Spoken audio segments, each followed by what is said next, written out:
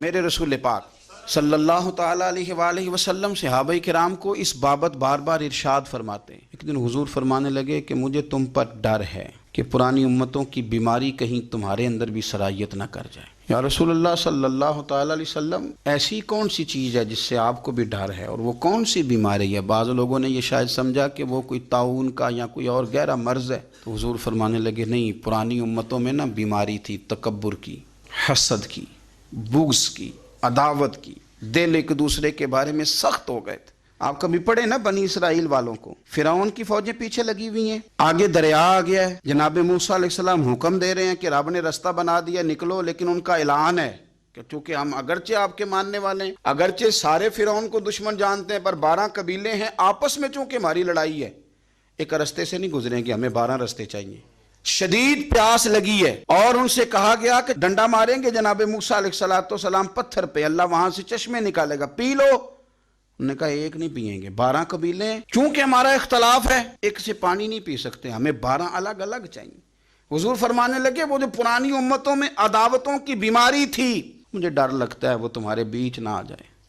او یارو، اتنی سخت عداوتیں، اتنا گھٹن، اتنی ہماری طبیعتیں ایک دوسرے کے بارے میں سخت۔ آپ کبھی لوگوں کا لب و لہجہ محسوس کریں، جب وہ کسی کے خلاف گفتگو کر رہے ہوتے ہیں تو ایسے محسوس ہوتا ہے کہ وہ تو شخص شاید مار دینا چاہیے، اتنا برا ہے۔ تھوڑی سی اختلاف رائے کو اتنی شدت کی عداوت بنا لینا۔ کئی اللہ والے چھپ گئے، بہت سارے رب کریم کے بندے تھے جو دنیا چھوڑ کے کونوں میں لگ گئے، انہوں نے کہا وہ نہیں گزارا ہوتا ہو بھائی۔ میں کسی کمزور آدمی کی بات نہیں کرنے لگا، ایک دلیر آدمی، حسبن نسبن اخلاقن مروتن، ہر تعلق سے شانوں والے، حضرت امام جعفر صادق رضی اللہ تعالیٰ عنہ، اتنے بڑے آدمی کہ امام اعظم ابو حنیفہ جیسے لوگ کہتے ہیں کہ اگر 2 سال امام جعفر صادق کے پاس نہ رہتا تو ابو حنیفہ ہلاک ہو جاتا۔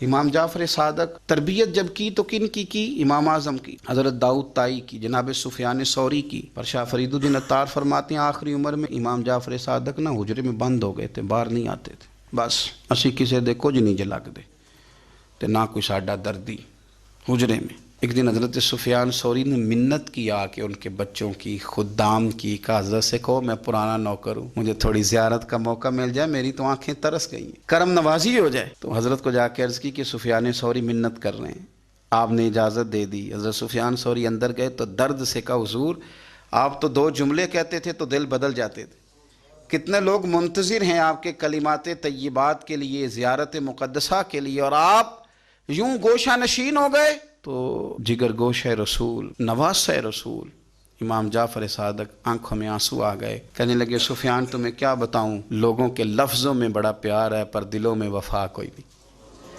او بے قدراں کچھ قدر نہیں کیتی خوب تسلی ہو، اے دنیا دار پجاری زرد کتیاں دے گل ٹلی ہو، قدر نہیں کی لوگوں نے۔ اب میں اپنا آخری وقت اپنے رب رسول کے ساتھ گزارنا چاہتا ہوں۔ لوگوں کے لفظوں میں بڑی وفا ہے پر دلوں میں ان کے وفا، یعنی امام جعفر صادق جیسے لوگ چھپ گئے۔ ہم اپنے رویوں سے اگر ان چیزوں کو نکالیں گے، دلوں کو صاف کریں گے، تو بڑے بڑے قیمتی وجود ہیں جن سے ہمارا رشتہ قائم رہے گا۔ لیکن اگر حسد کی، عداوت کی، بغض کی یہ بھٹیاں جس طرح تپ رہی ہیں آج معاشرے میں، یہ تپتی رہیں تو بڑے بڑے لوگ ہیں جو منظر سے ہٹ جاتے ہیں، مقابلہ نہیں کر پاتے لوگوں کی عداوتوں کا۔ رب کریم کا بندہ صاف دل ہوتا ہے، وہ حسد بغض عداوت کا مقابلہ نہیں کرتا، وہ کونے میں ہو جاتا۔ وہ کہتے میں اس دوڑ والا نہیں ہوں، اس لیے کہ اللہ کے بندے تلوار کے ساتھ، تو میں بڑی بات کرنے لگا ہوں اگر آپ کی سمجھ میں آ گئی تو، رب کے بندے تلوار سے تو لڑائی کر لیتے ہیں، پر منافق کے نفاق کے ساتھ مقابلہ کیسے کریں؟ وہ کس طرح اپنے آپ کو منافق بنائیں؟ وہ کس طرح کر کے اس جگہ پہ آ کے سازش کریں جہاں چھوٹے لوگ سازش کرتے ہیں، پھر وہ بچنے لگ جاتے ہیں۔ یہ دور ہی نکتہ چیں ہے، کہیں چھپ کے بیٹھ جا، جس دل میں تو مکی ہے وہیں چھپ کے بیٹھ جا، پھر وہ لوگ نکل جاتے ہیں۔